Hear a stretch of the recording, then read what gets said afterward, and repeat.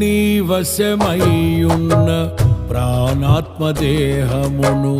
పరిశుద్ధపరచుటయే నీకిష్టమాయెను.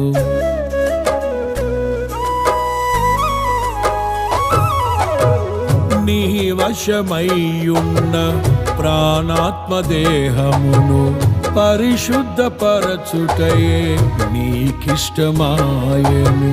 పలు వేదనలలో నీతో నడిపించి తలవంచని తెగువ నీలో కలిగిల్చి మదిలో నిలిచావు, మమతను పంచావు.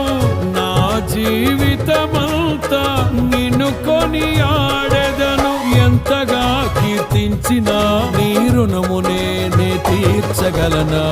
ఇదే కదా నీలో పరవశం.